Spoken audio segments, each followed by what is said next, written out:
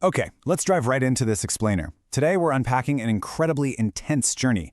We're looking at Kyle McLean Smith and how his profound, deeply personal loss morphed into a massive, macro-level critique of society. It's really a fascinating look at how one person's trauma can completely reshape their entire worldview.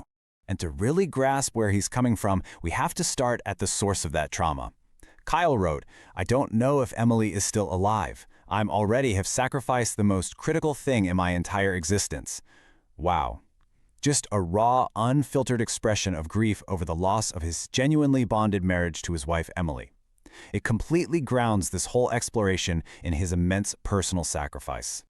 And honestly, that intense personal loss brings up a really vital, universal question for all of us. Why exactly does society turn away from raw pain?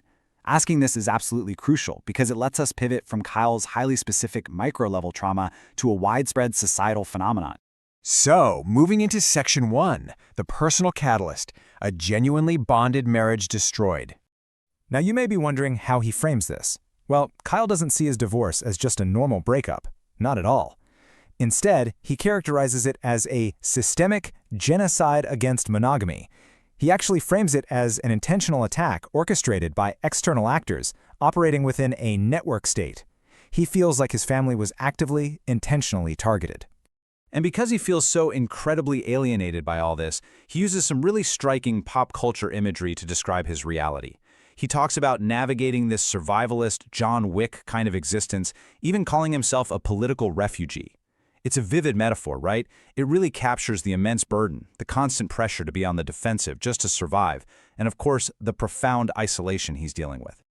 Which brings us to Section 2, the avoidance of pain, diagnosing human nature's blind spot.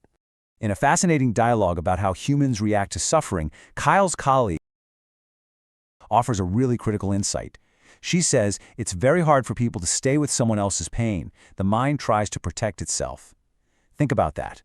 When we are confronted with the raw, intense delivery of someone else's trauma, we usually just disengage. It's literally an involuntary psychological reflex. Looking at it just hurts too much, so our brains instinctively try to escape. And here's the crucial takeaway from that. Kyle realizes that this perfectly natural human reflex actually creates what they call an ecosystem of avoidance. Basically, it's a societal setup where deep, systemic pain is just constantly ignored. And because society literally struggles to look at this pain, it creates this toxic environment where underlying injustices are allowed to thrive completely unchecked. Let's zoom out a bit for Section 3, systemic legal injustice, zooming out to Western family law. Taking things to the macro level, Kyle extrapolates his personal loss into a really sweeping critique of the Western legal system. He lays out several specific grievances here. First, a severe lack of rights for men in divorce proceedings. Second, what he sees as systemic misandry embedded in family law. Third, the dangerous erosion of foundational property rights.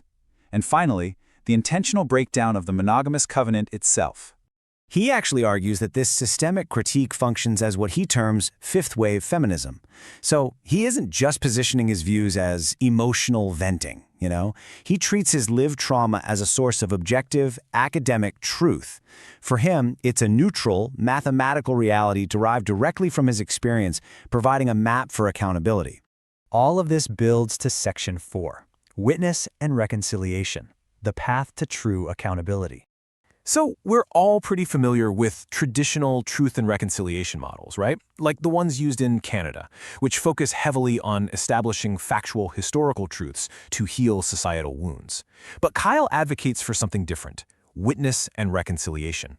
He argues that there's no way we can rush to uncover the truth if society hasn't first learned how to simply hold space and witness the raw pain before the facts are even debated. He defines this highly specific framework as multi-stage reconciliation. In this model, acknowledging and witnessing suffering isn't just a nice-to-have, it's the absolutely required phase 1. You have to start there. This witnessing acts as the mandatory gateway that eventually leads to truth, accountability, and what he calls legal abundance in the later stages. To put this into practice, Kyle and suggest community structures called healing circles. These are spaces designed specifically to hold space for individuals expressing deep trauma. In a healing circle, the community actively works together to resist that natural instinct to turn away. It's basically their structural antidote for curing that ecosystem of avoidance we talked about earlier. Which really leaves us with a provocative final question regarding how we handle systemic injustice going forward. Must society actually learn to witness pain before it can ever truly uncover the truth? It's definitely something to think about.